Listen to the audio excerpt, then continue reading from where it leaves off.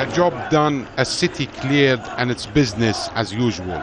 Syrian tanks and soldiers roll out of Deir ez-Zor, proudly waving flags and showing the victory sign. It was almost 10 days after the army was forced to intervene to stop armed gangs and terrorist groups creating havoc and spreading fear among the city's population. A jubilant crowd chanted, "Long live President Bashar al-Assad and his army." Barriers and barricades were erected. People carried knives and bombs. 15 and 16-year-old children were stopped and asked to show their ID cards. All people had to stay at home waiting for the army to come and solve the problem. All of this is the state's version of events, and these pictures were the first to appear as the Syrian government organized the tour. Most of the international media are not allowed into Syria.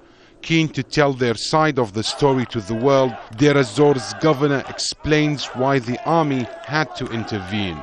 The situation was that there were groups who took advantage of the patience of the government and together with armed groups started to threaten families and people that they would kill them if they were not taking sides with them. So the people called on the army to come to the city. The army came and left the city after freeing Deir ez-Zor from the armed groups.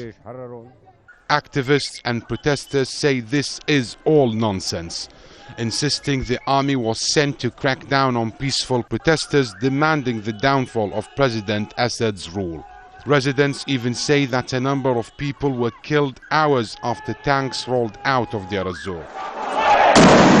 And elsewhere in Syria, the brutal military offensive continues in Latvia, Hama and many other areas. Authorities determined to crush the uprising and equally determined protesters not to abandon their demands. And increased international pressure and sanctions against the Syrian government seems to have no effect as Syrian army tanks and units continue their campaign to secure the regime. Omar, al-Saleh, Al Jazeera.